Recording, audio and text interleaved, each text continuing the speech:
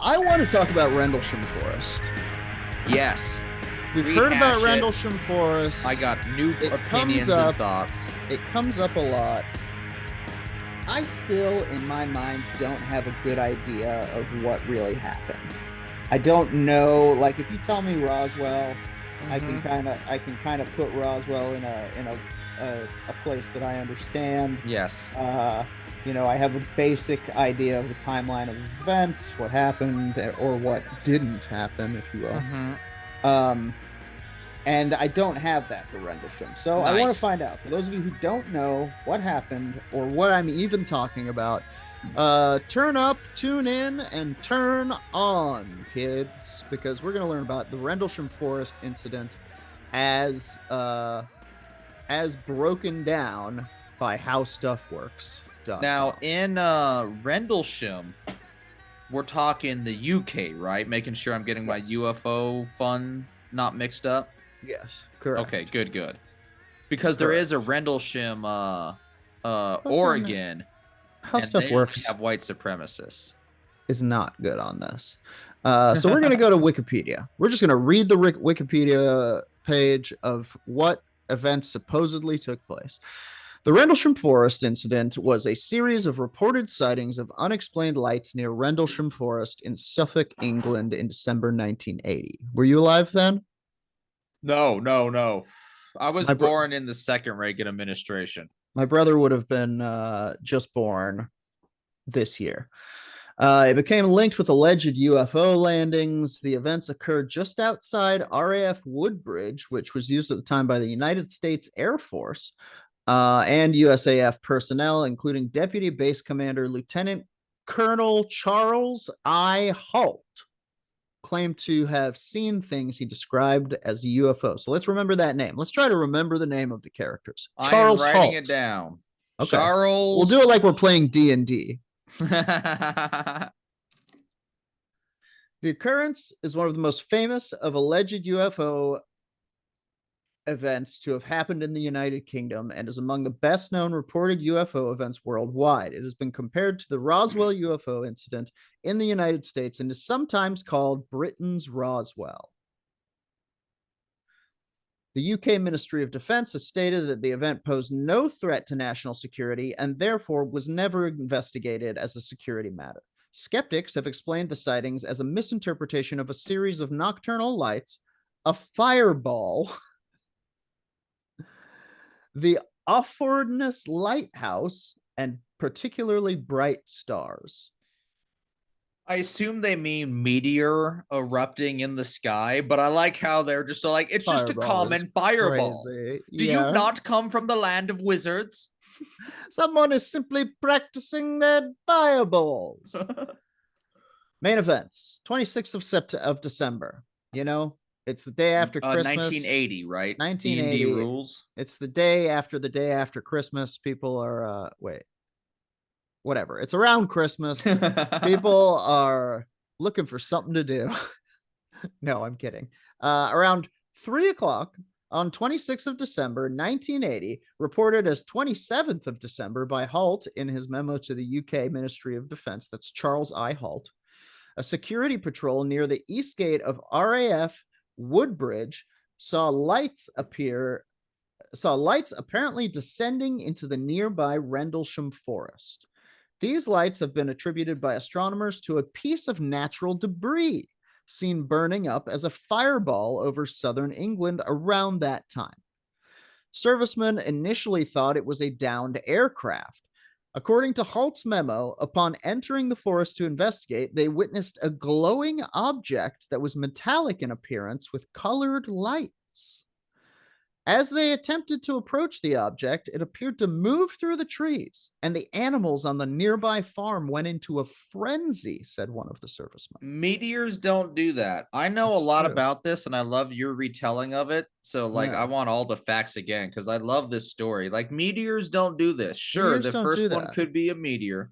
Yeah. And if you know of a meteor that does this, you found an alien. And from what I understand, because of physics and whatnot, for a short time, meteors can sometimes have a glow. Oh, interesting.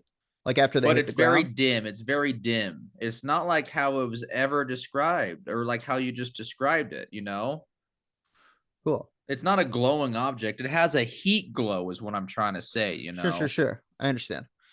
That is still pretty cool that when you find them in the you got to be there. Like that forest, one woman still... who was hit by a meteor, or like several farmers who got lucky enough to be like just in the right place. And then they got those powers. And then they had to save the block. That the MIB I might be thinking had to deal with that became bugs. Yes, absolutely. Let's see. Hang on. According to Halt's memo, upon entering the forest, the animals went into a frenzy. One of the servicemen, Sergeant Jim Peniston, later claimed to have encountered a, quote, craft of unknown origin while in the forest. Although there was no publicized mention of this at the time, and there was no corroboration from the other witnesses, Peniston also described touching the encountered craft and finding it to be very warm to the touch, which would also track for a meteor, unfortunately. And if this article doesn't go into it, we will discuss the corroboration. Shortly around 0400, which I guess is 4 a.m.? Yes. Local police were called to the scene, but reported that the only lights they could see were those from the Oxford Ness Lighthouse, some miles away on the coast. After daybreak on the morning of December 26th, servicemen returned to a small clearing near the eastern edge of the forest and found 3 small impressions in the ground, as well as burn marks and broken branches on nearby trees. At 10:30, the local police were called out again, this time to see the impressions, which they thought could have been made by an animal. Georgina Bruni, in her book You Can't Tell the People, published a photograph of the supposed landing site taken on the morning after the first sighting. Yes, I'm trying to find that photo now. Great. Because I would like to share. Okay. Why don't you take a second to find that? And I'll move on to what happened 2 days later, or 1 day, depending on your calendar, on the 28th of December. Holt visited the site with several servicemen in the early hours of 28th of December 1980, reported as 29th of December by Holt. They took radiation readings in the triangle depressions and in the surrounding area using an AN/PDR-27, which is a standard U.S. military radiation survey meter. You know, the bing, bing, bing, the click, click, click. Yeah, the Giga reader. You got it. These are the landing marks. If I learned how internet should be worked. Yeah, of course. New tab. Okay. Uno, dos, tres. Pretty unimpressive picture. Unimpressive? Yeah. You know, it's very blurry and shit. Yeah, it leaves a lot for both the imagination and those wanting like hard evidence. Like, it is certainly a picture. It is a clearing in the forest. Can you click on that one without the white things? Yeah. And then I'll switch to white things and then back. Okay. 28th of December, he goes back. This is it now fixed, but yeah. Halt goes back with a clickety click. They recorded 0.07 millirontgens, Roger. I don't really know what that means. I'm sorry. That's spelled MILLIROENTGENS. Yes. Millirontgens per hour. In other regions, they detected 0.3 to 0.4 millirontgens per hour. So you can see this is 3 more UFO-y. I'm sure that's what the Giga reader reads, and that's like a radiation meter. Sure. Furthermore, so like, I guess the baseline would be 3, so this is double baseline, yeah. which would be weird. Yes, I made it a bit of a straw man. I made it sound silly. It's furthermore, a very fun thing to think about. Furthermore, they detected a similar small burst over half a mile away from the presumed landing site. Halt recorded the events on a micro cassette recorder. There's that thing called the Halt tape, and you can I guess you can listen to him talk about it. It was during this investigation that a flashing red light was seen across the field to the east, Roger. To the east. Is that where the fireball was heading? Did it say? I don't know. I wish to roll a history check. Denied. All right. All right, roll it. I only have a bottle cap. Shit. What did you get? Heads down. Oof. Bummer. It went to the west. Almost in a line with the farmhouse, they saw this red light in the field to the east, as the witnesses had seen on the first night. The Orford Ness Lighthouse is visible further to the east in the same line of sight. Later, according to Halt's memo, 3 star-like lights were seen in the sky, 2 to the north and 1 to the south, about 10 degrees above the horizon. Halt said that the brightest of these hovered for 2 to 3 hours and seemed to beam down a stream of light from time to time. Astronomers have explained these star-like lights as bright stars. Again, I would like to add, bright stars don't do that. Yeah, that's some fucking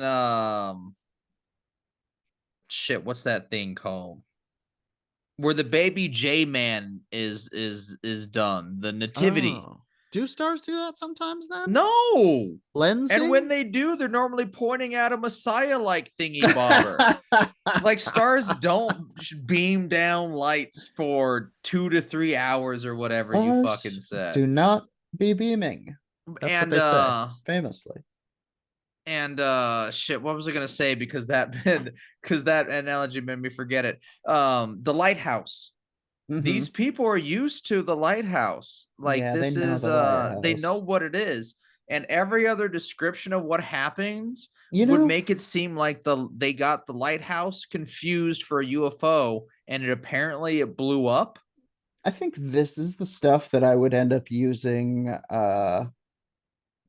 the Pastovision visor from Nate's Grave Nugget. Yeah. This is the type of shit I would end up using that for. I would sit what down. happened in Nuremberg? Bro, I'd be and not with the Nazis, with the UFOs. Sorry. Earlier time. Listen, it's a long afternoon. We'll check out both. A little bit of fun paranormal history and a little bit of grim, stark truths about the dark nature of man. Yeah, horrifying. So I don't know. It doesn't sound like a star to me. Yeah, I don't think it's a bright star that these military people, unless they're drunk, they would know what the lighthouse is. They know what fucking stars are. Like these are war-primed people. The rest of this gets into pretty dry stuff. I mean, I guess this could sound like somebody having something of a nervous breakdown if this person was, if Halt was particularly unreliable, but it doesn't seem to mention anything of that. The main events of the incident, including the supposed landing or landings, took place in the forest, which starts at the east end of the base runway, or about 0.3 miles to the east of the east gate of RAF Woodbridge, from where security guards first noticed the mysterious lights. So this is the Halt memo, primary and secondary resources listed on the Wikipedia page. The Halt memo is the first piece of primary evidence to be made available to the public, was a memorandum written by the Deputy Base Commander, Lieutenant Colonel Charles I. Halt, to the Ministry of Defense, known as the Halt memo. This was made publicly available in the United States under the U.S. Freedom of Information Act in 1983. That's Go America, a thing. We did it. Did a thing. The memorandum was dated 13 January 1981 under the title Unexplained Lights. The 2-week delay between the incident and the report might account for errors in the dates and times given. The memo was not classified in any way. David Clark, a consultant to the National Archives, has investigated the background of the memo. Blobber and blobbity blah. Let's read it. This is from Halt. I'll do his voice. Do it. Reply to attention of CG. Subject, unexplained lights. 13 January 81. To RAF/CC. 1 point. Early in the morning of 27 December 80, approximately 0300 L, 2 USAF security police patrolmen saw unusual lights outside the back gate of the RAF Woodbridge. Thinking an aircraft might have crashed or been forced down, they called for permission to go outside the gate to investigate. The on-duty flight chief responded and allowed 3 patrolmen to proceed on foot. The individuals reported seeing a strange glowing object in the forest. The object was described as being metallic in appearance and triangular in shape, approximately 2 to 3 meters across the base and approximately 2 meters high. It illuminated the entire forest with a white light. The object itself had a pulsing red light on top and a bank of blue lights underneath. The object was hovering or on legs. As the patrolman approached the object, it maneuvered through the trees. That's maneuvered with a U. I think that's just how it's actually spelled. Through the trees and disappeared. Just taking a brief moment to point out how stupid I am. Hey, but it's good. At this time, the animals on a nearby farm went into a frenzy. The object was briefly sighted approximately an hour later near the back gate. There it is! Oh, it's gone again, sorry. 2. The next day. 3 depressions, 1.5 inches deep and 7 inches in diameter, were found where the object had been sighted on the ground. The following night, 29 December 80, the area was checked for radiation.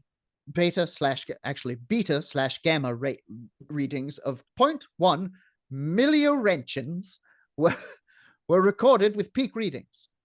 In the 3 depressions and near the center of the triangle formed by the depressions, a nearby tree had a moderate 0.5 to 0.7 readings on the side of the tree toward the depressions.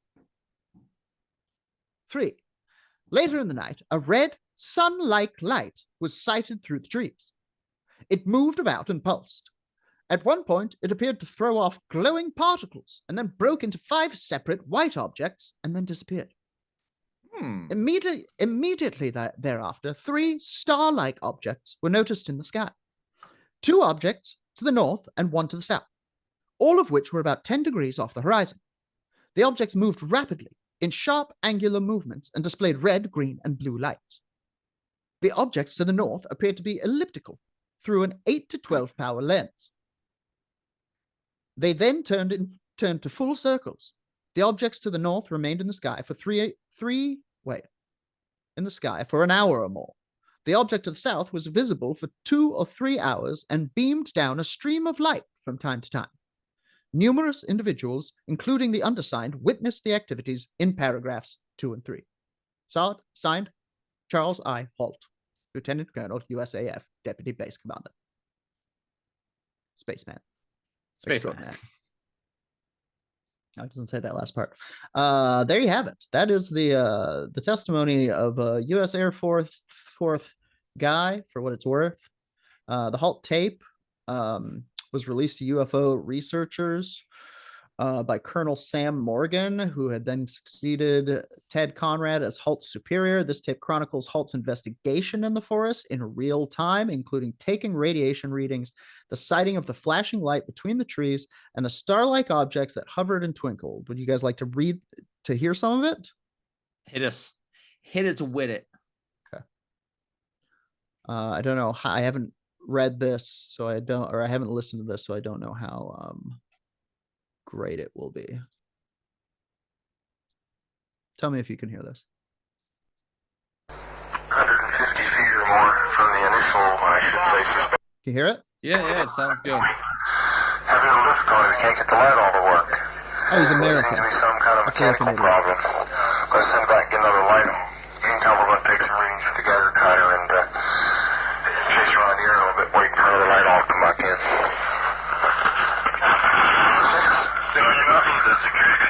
He seems very concerned. This is a serious situation. He seems quite sober. Yeah. Yes.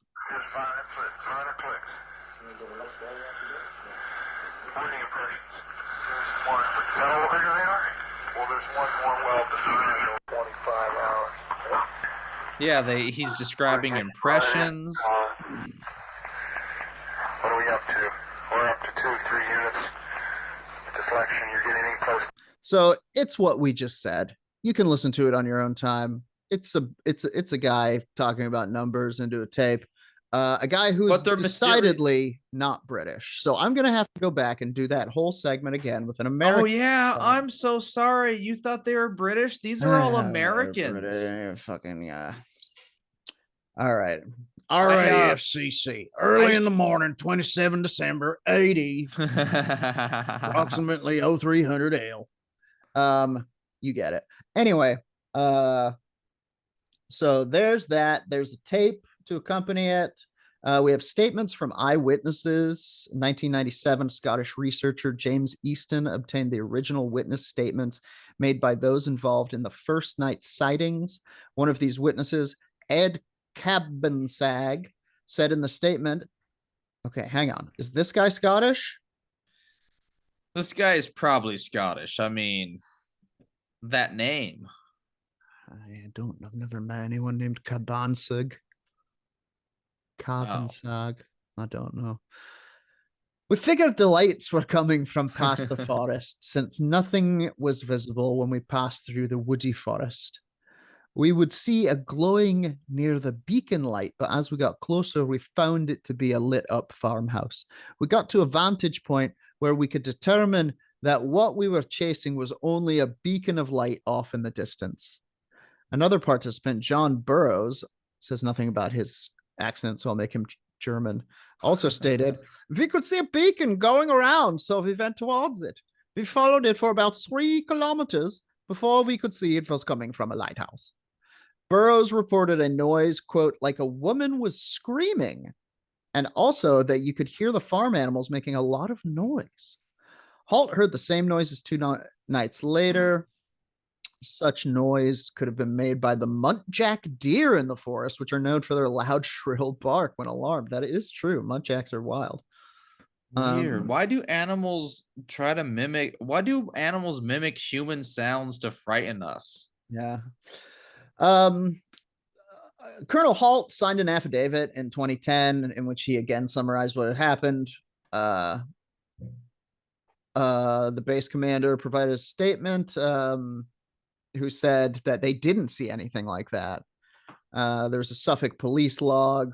There's a very skeptical analysis.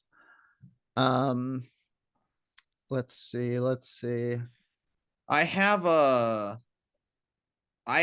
just photos hanging around of the stuff.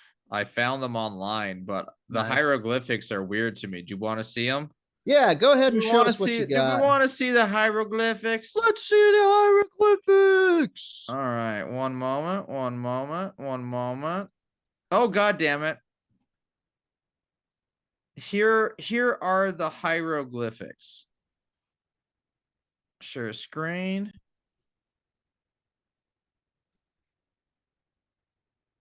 You know, he's not an artist. He's drawing this as fast as he can so he can so he can go about his patrol. Like he's finding something, he's recording it. This is supposedly what was on the side of it. Jim Peniston, John Burroughs, like you said. Wow, crazy. And I believe one of them touched it. Isn't there ancient aliens one of them said on that this? He touched it. Yeah. Yeah, and I think he like did the time dance, did the time warp again. Nice, good. Somebody had to. Yes. No, but he did that thing to where like he thought shit was going on and he only was there for 30 seconds. Right. This is the How Stuff Works breakdown of the event. Okay. They know what's up. We may never know the full story of what happened between December 26th and 27th in 1980 in Rendlesham Forest, located between 2 U.S. Air Force bases, Woodbridge and Bentwaters of England's East Coast. The incidents remain shrouded in secrecy. What we do know, learned through a painstaking, years-long investigation by civilian researchers, is fantastic enough. Just after midnight on December 26th, eyewitnesses and radar screens followed an unidentified object as it vanished into the forest. Soldiers dispatched to the site encountered a luminous triangular-shaped craft 10 feet across and 8 feet high with 3 legs. The UFO then retracted the legs and easily maneuvered its way through the trees. The soldiers chased it into a field where it abruptly shot upward, shining brilliant lights down on them. At that moment, the witnesses lost consciousness. When they came to, they were back in the forest. Other troops sent to rescue them found tripod landing marks where the object had apparently rested. The following evening, after observers reported strange lights, the deputy base commander, Lieutenant Colonel Charles Halt, led a larger party into Rendlesham. There, he measured abnormal amounts of radiation at the original landing site. Exactly 3 UFOer, as we know. Another smaller group, off on a separate trek through the forest, spotted a dancing red light inside an eerily pulsating fog. They alerted Halt's group, who suddenly saw the light heading toward them, spewing forth a rainbow waterfall of colors. Ooh. Meanwhile, the second group now watched a glowing domed object in which they could see the shadows of figures moving about. Where was all this on the Wikipedia page? During the next hour, both groups observed these things and other darting lights. Cable news networks learned that... Jeez Louise. How much of it is sourced? Learned that films and photographs were taken of these events despite official denials. According to curiously persistent rumors, never verified but never conclusively disproved, occupants were encountered at some point during the event. When a constituent told him about the incident, U.S. Senator James Exxon launched an extensive but secret inquiry. He has never revealed his findings, even to staff members. He says that he only learned additional information that ties the Rendlesham case to, quote, other unexplained UFO incidents. I love it. This is one of my favorite UFO encounters. It's a pretty wild one. It has so much, and the Wikipedia doesn't do it a service, even if it's like explaining it, even if this is like a hoax for money or whatever, it should be in the Wikipedia. It should be like, and then they said this. There is a lot of stuff in there that are I didn't read through the whole thing. You can read it on your own time, but that is a brief skull's eye view of the Rendlesham Forest incident. I hope you found it as interesting as I did. And this did clear up some things for me. Pretty wild stuff. Do you think they we know they're on Ancient Aliens. Mm-hmm. They've stuck to their story. Sure. I just want a body. I'm getting to the point to where I need a body. Right. So we want to see the bod. We want to see the bod. We want to see a bod. Grab a camera or a gun. Show us the bod. At this point, I don't care. Although here's the thing, we've seen the bod. They brought us the tridactyls from Mexico, and we were like, not like that. Right? Yeah, you're right. Will we ever be satisfied? Maybe mystery is its own reward, huh? Mystery gives me something to hope for. Me too. Hope to the sky, spacemen, everyone. That does it for my segment, which I'm calling Splendidsham. Explainedlesham Forest. Ooh, there we go. Thank you. Take the Monday off. Yeah, thank you. I got there. See, hard work, folks. Well, Raj, unless there's anything else you want to talk about, I think that does it for another episode of Werewolf Radar. Thank you so much for joining us today, folks. We're glad you could be here to learn about the horrors that surround us in everyday life and wait for us in the shadows in between. We hope you're well. We hope you're watching us on YouTube. We hope that you're telling your friends about us. We hope that you're checking out our Patreon to support us with a small weekly donation and help the show grow. Jordan, what if I told you it was monthly, not even weekly, just $1 a month? Monthly, $1 a month. You spend $1 a month on your nude pictures of Whoopi Goldberg and newsletter. I'm proud of you. I'm there too with you. Mm-hmm. We call ourselves Goldbergs. Goldberg. The newsletter is called Yippee Goldberg. Yeah. And don't ever forget that we love, fear, and respect you. And please join us on the count of 3 in our sign-off line. Also, give us stars, give us ratings, give us everything. It's all we have. It's all we have. Comment. say hello. Mm-hmm.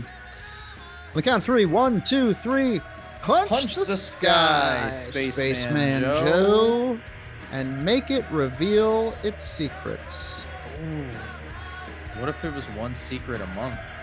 One secret a week, I mean. One secret a week, Spaceman Joe.